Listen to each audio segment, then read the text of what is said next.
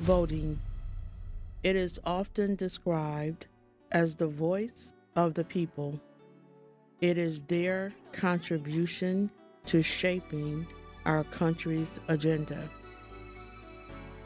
As powerful as this voice, known as your vote, is, many people recognize they have been excluded or intentionally misled or miseducated about the value of their vote.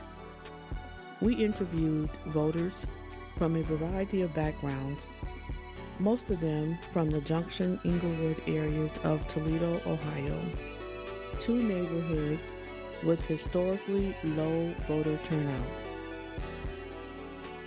Our purpose was to hear their voice, to discover their motivation for engaging in the democratic process. What is important to them as voters? What are the barriers to voting? Not voting is a right also. Why choose it? The Power Tour is an invitation extended to those living in communities with the lowest voter turnout. It is a call to action in response to barriers that impact the quality of life. Your voice, your vote, your power.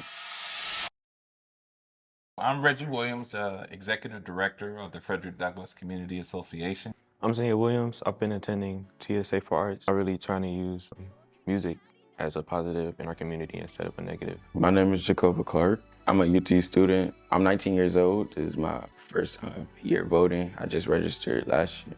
My name is Greg Cole, and I was raised around this area. I stay right around the corner on Belmont. My given name is Randy Hazenbell. I took the name of White Crow from a vision I had when I was younger, and that's my name. Everybody that knows me, other than my relatives, know me as White Crow. I'm Doris Greer, Doris Scott Greer. I grew up in this neighborhood. I've been in the city of Toledo since I was about 3 years old. That's over 80 years ago. My name is Stevenson Harris, Jr. This is home for me. From the Douglas Center, the city park, south side of Toledo. This is me. It's in me. I am Dr. Rochelle Hall Rollins, Doctor of Pharmacy. The majority of my career has been inner city here in Lucas County, and I just enjoy working with people. I'm Lexi Heyman Staples. I am a native Toledoan, active in the Old West End, in the Pride community, and certainly in anything that involves the arts. I have said this is, I think, one of the, if not the most important election of my lifetime. The most important. There's so many things at risk. The main thing about voting and healthcare is the fact that everything that we've worked for all people in reference to healthcare has a possibility of being taken away. Millions of people have healthcare, and if we vote for people who can make the decision that do not care about healthcare, then all of our rights, what we've worked for years, can be taken away.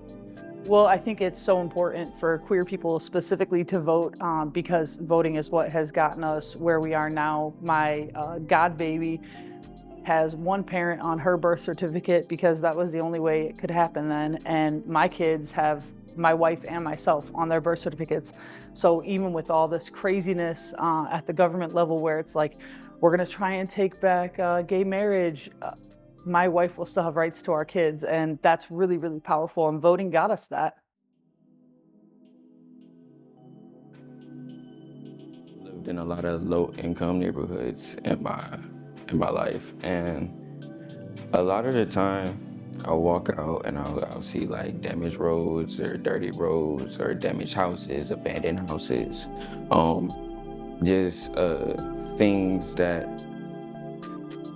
aren't appealing. Things that aren't safe or helpful to the community.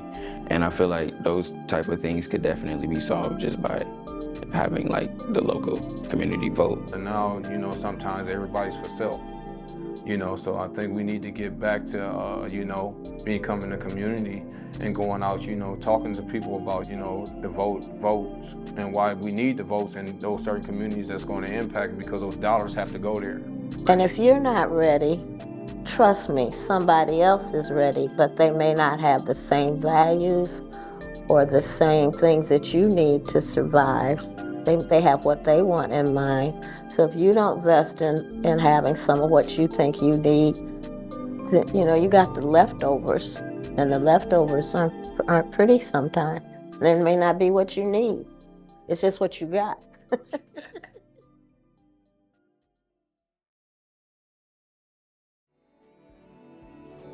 True. You don't give it up. You got to keep fighting for what you know is right. You got to go to city council. You got to write letters. You got to call the representatives. You have to go to a march.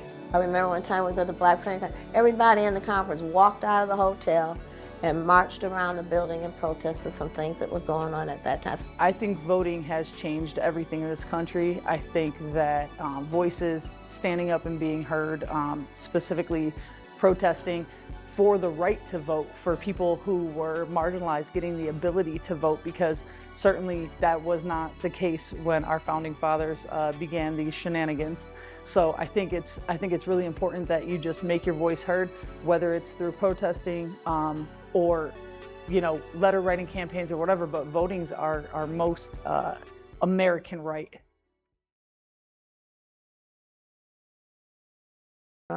Voting gives you that voting is an opportunity. It's an opportunity that, remember, people have died for. People, you didn't have voting rights. Black and white voted to give us voting rights for everybody. It wasn't just black people, it wasn't just Hispanic people, it wasn't just Native Americans. I represent the Native American practices in the Multi-Faith Council. I felt it was important to let them know, have a voice as to what people might not really understand and what we have in common with, and the background and how we can help each other out. Native practices, we have what's called Metakwe Oyasin. We are all related. We all need to support each other. If we don't get together, we're not going to get through this.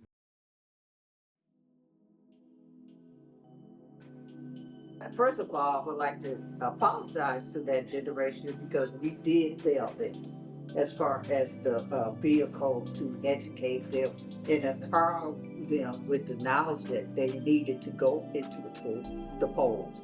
Well, I think that your generation has a way of, they tell you to do something, but they don't tell you why you need to do something. That can definitely go into voting, and it can definitely make a lot of kids not even want to vote, where there could be a disconnect that happens between why we should vote in the first place.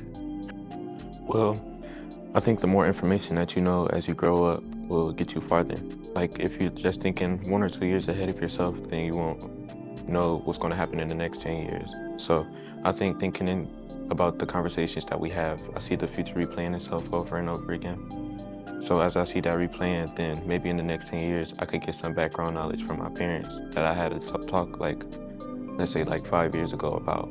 And I can be cool because I already seen that scenario happen. Instead of just not paying attention to it, playing the game and going outside and playing basketball, I like to get a lot of information. It's a tenuous time, you see, because those of us who they call elders, we don't know when our time and moment is getting closer at any moment. And the young people don't realize how important it is for them to grab hold of whatever they can to reinforce themselves now. Because what you might need later and you find out later, then it's gone. And so now you have a chance to grab hold of some of this information, this knowledge, this struggle, and use it to reinforce yourself. It's like a transfusion.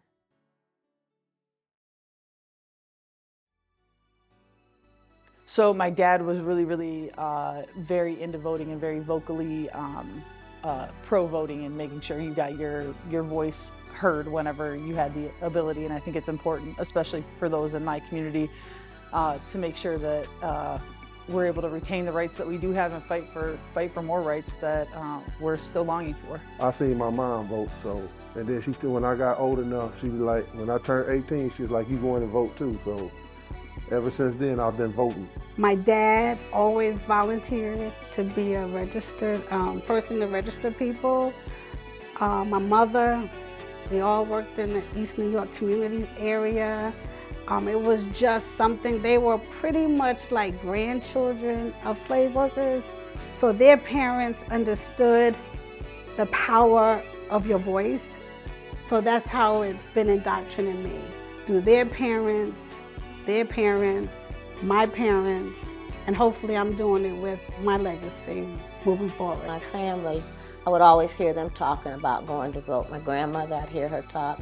I had the wonderful ability to have the input of my great-grandmother, my grandmother, and my mother in my lifetime, and I've never forgotten it. And with my great-grandmother's history, as you could imagine, comes all that history. I can't quite remember my great-grandmother's birthday, but my grandmother was born in 1899. That's like one half generation out of slavery. And they always talked about, did you go vote? We gotta go vote, we gotta go vote. So I just heard it all my life.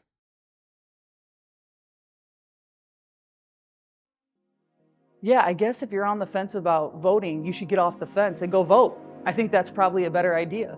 That fence isn't gonna help you at all. We need people to get out and vote in the mass numbers, not just for the presidential election, the local election, you know, your state election. You need people to get out here. It's a power in that. We get out here and we vote and do what we're supposed to do. I think it'll make it a whole lot better. So you can never think that your vote don't count. I always tell people one vote matters. So whatever I do, even if I'm volunteering, for instance, just sitting at the table, a lot of people, or when you go around getting people registered, you have different conversations and thought processes of people's minds. But I always say one vote matters, because it has been across the country that voting sometimes come down to 22 people. And just imagine if those 22 people had not voted, we would have different outcomes in a lot of communities. You have to get people empowered academically. They got to get educated to understand the power of their one vote. If you want the future to get better, you have to show up to vote. Like I said, a lot of these people are up underneath the misguided representation that if they committed crime, they can't vote, and you know, things like that, and where to go get an ID, who to call, you know, to get funding for an ID. A lot of time our people don't have that money to get an ID or a driving license or wherever. But you know, make sure that we let them know that you have made a mistake and you can vote. Get out and say your piece. It may not seem like you're making much difference, but we all come together, it makes a difference. And they got to hear us. Never doubt that a small group of thoughtful, committed citizens can change the world. Indeed, it is the only thing that ever has. Margaret Mead. Tu voz, tu voto, tu poder.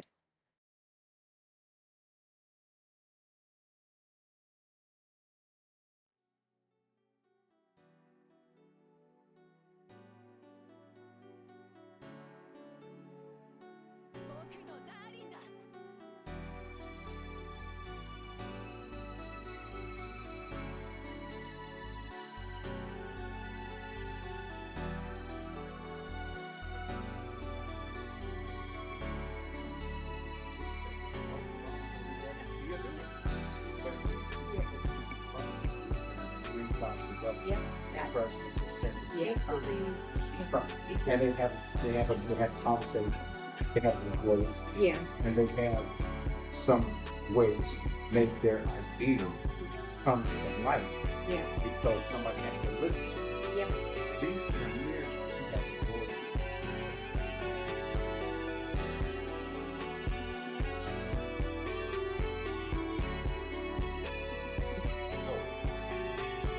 Thanks.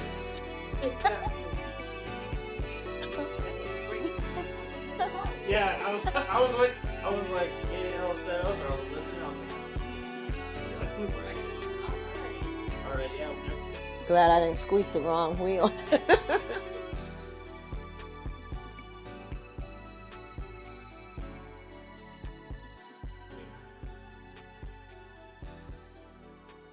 And have a good day. Thanks for coming to WRKO Toledo, Ohio. Ding. Is that?